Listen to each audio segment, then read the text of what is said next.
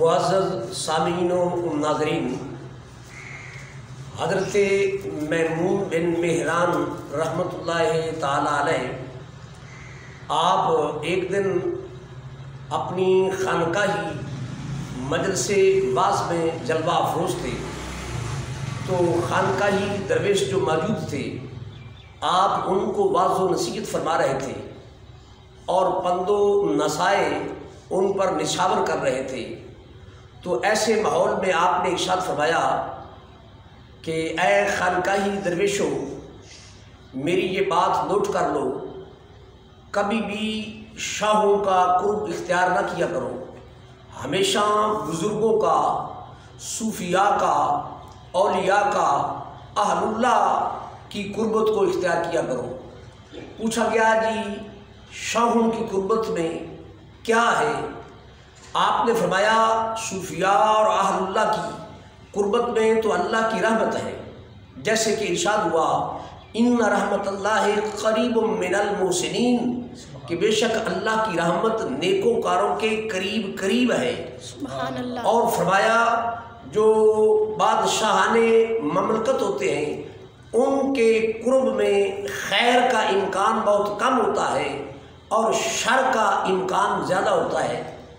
آپ نے فرمایا اگر تم بادشاہوں کے قرب میں جاؤ گے تو ایسے میں تمہارے ایمان کو خطرہ ہے، اور اگر تم شاہوں کے قرب میں جب بیٹھو گے، دو صورتیں ہیں نا، جب وہ کوئی حکم صادر کریں گی تو تم ان کی ہاں میں ہاں ملاؤ گے، ان کی فرما برداری کرو گے، تو تمہارے ایسے انداز میں تمہارے ایمان کو خطرہ ہے۔ اور اگر تم ان کی قربت میں بیٹھتے ہو اور وہ کوئی حکم جاری کرتے ہیں، تم ان کی نافرمانی کرتے ہو، تو پھر تمہاری جان کو خطرہ ہے۔ پوچھا گیا حضرت جی وہ کیسے؟ تو فرمایا شاہوں کے قرب میں، یعنی بادشاہوں اور امراء کے قرب میں خیر کے فیصلے ہوں، اس کا امکان بہت کم ہے آج کے اس دور پرفتن میں، اور ان کے ماحول میں ان کی قربت میں شر کے فیصلے، برائی کے فیصلے، ظلم و زیادتی کے فیصلے زیادہ ہونے کا امکان ہے۔ تو جب وہ ظلم کے فیصلے کریں گے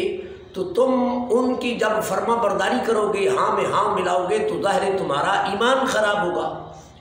تو تمہارے ایمان کو ایسے خطرہ ہوا۔ اور اگر تم ان کی نافرمانی کرو گے، ان کی بات کو کاٹو گے،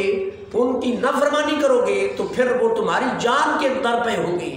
ایسے میں تمہاری جان کو خطرہ ہوگا۔ لہذا بہتر یہ ہے کہ تم شاہوں کی، امراء کی، بادشاہوں کی قربت سے بچا کرو، اسی میں خیر ہے، اور اہل اللہ کی مجلس میں آیا کرو، اس میں بھی خیر ہی خیر ہے۔ اور پھر آپ ارشاد فرماتے ہیں کہ حضرت انس بن مالک رحمۃ اللہ تعالی علیہ آپ روایت کرتے ہیں کہ آقا علیہ الصلوۃ والسلام نے ارشاد فرمایا جب تم کو کسی ظالم کے مقابلے میں کوئی مظلوم فریاد کرے، مدد کو پکارے، اور تم ظالم کے مقابلے میں کسی مظلوم کی مدد کرو گے تو اللہ تمہارے لیے 73 مرتبہ بخشش لکھ دیتا ہے۔ سبحان اللہ۔ تو جناب جب اللہ پاک ایک مرتبہ بخشش لکھتا ہے تو فَإِنَّ اللَّهَ لَيُخْلِفُ الْمِيعَادَ، اللہ ایک دفعہ کی اپنے وعدے کا خلاف نہیں کرتا، تو جب تمہارے لیے وہ 73 مرتبہ بخشش لکھے گا تو پھر وہ اس کا خلاف کیسے کرے گا؟ اور دوسرے مقام پہ یہ بھی ارشاد ہے کہ جس بندے کو یہ توفیق ہو جائے اور وہ یہ رات کو نیت کر لے سوتے ہوئے کہ صبح اٹھ کر میں فلاں مظلوم کی مدد کروں گا، صبح وہ مظلوم کی مدد کر سکے یا نہ کر سکے، صرف رات نیت کر کے سویا کہ میں اس مظلوم کی صبح مدد کروں گا،